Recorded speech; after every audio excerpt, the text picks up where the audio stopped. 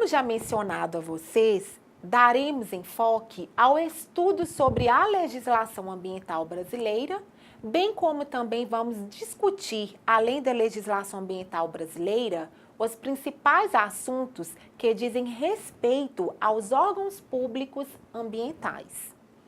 Bom, a legislação ambiental brasileira, ela conta com um compêndio vasto de legislações, que vai desde a existência de leis infraconstitucionais que foram promulgadas, ou seja, que existiram antes mesmo da Constituição Federal de 1988 e que foram reformuladas para acompanhar a Constituição Federal, até leis mais recentes, que encontram amparo na Constituição Federal, né, de 1988.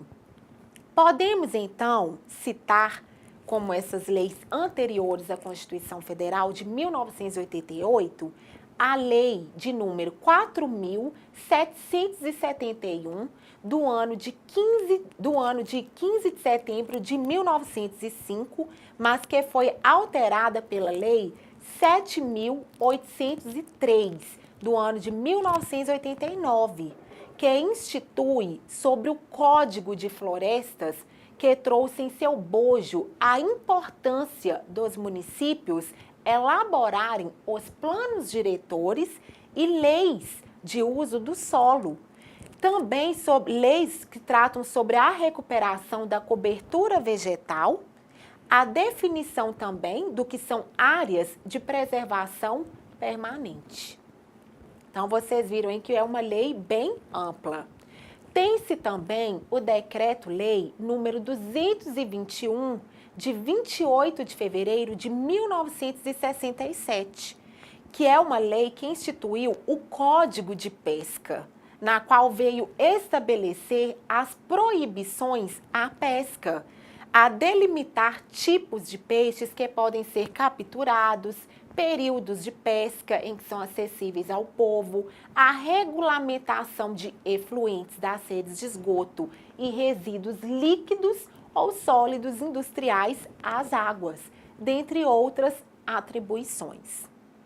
Em 1980, já se aproximando, né, aí da Constituição Federal, tivemos a regulamentação da Lei 6.803, de 2 de julho, que tratou da regulamentação ao estudo de impacto ambiental, a qual já vimos um pouco. Em 1981, foi disciplinada a Lei 6.938, que veio dispor sobre a Política Nacional de Meio Ambiente, seus fins e mecanismos de formulação e aplicação, além de estabelecer seus objetivos e a constituição do Sistema Nacional do Meio Ambiente, que foi alterado pela Lei 8.028, de 1998. E veio em seguida, claro, a nossa importante Carta Política, que é a Constituição Federal de 1988, que é definida como sendo a Constituição da República Federativa do Brasil, promulgada em 5 de outubro de 1988, que trouxe em seu bojo um capítulo exclusivo dedicado ao meio ambiente, com o título 8º, capítulo 6º, com o nome de Ordem Social e, claro, com a existência primordial do artigo 225, que estabelece o seguinte. Vamos ver? Todos têm direito ao meio ambiente ecologicamente equilibrado, bem de uso comum do povo e é essencial à sadia qualidade de vida, impondo-se ao poder público e à coletividade o dever de defendê-lo e preservá-lo para as presentes e futuras gerações. É de suma importância, alunos, que vocês saibam que ao poder público como um todo, seja na esfera federal, estadual, municipal e distrital, preservar e restaurar os processos ecológicos essenciais e prover o manejo das espécies e ecossistemas, assim como preservar a diversidade e a integridade do patrimônio genético do país. Também definir espaços territoriais e seus componentes a serem protegidos, Promover também a educação ambiental em todos os níveis de ensino e a conscientização pública, né, política, para a preservação do meio ambiente. Claro, dentro de outras também o quê? Atribuições. Posteriormente, com a famosa declaração, né, do Rio de Janeiro, promulgada em 1992, que foi uma novidade, a qual já mencionamos, trouxe o ideal da Conferência das Nações Unidas sobre o Meio Ambiente e o Desenvolvimento, que reuniu as principais autoridades internacionais e nacionais para tratar do meio ambiente e estabelecer critérios e metas para melhor condução das atividades, objetivando aí o quê? A preservação ambiental, tudo que fosse favorável. Então, volto a mencionar a indagação anteriormente feita, quando discorri sobre o princípio da cooperação internacional. Se lembram? Que foi o último princípio a ser destacado e comentado? Então, está aí um dos fundamentos deste princípio, o qual o Brasil aplica e faz parte. Também devemos considerar de grande importância o acontecimento no ano de 1997, que com o surgimento da lei de número 9.433, de 8 de janeiro, instituiu a Política Nacional de Recursos Hídricos, que colocou a bacia hidrográfica como espaço geográfico de referência e houve aí a cobrança pelo uso de recursos hídricos como um dos instrumentos da Política Nacional de Meio Ambiente.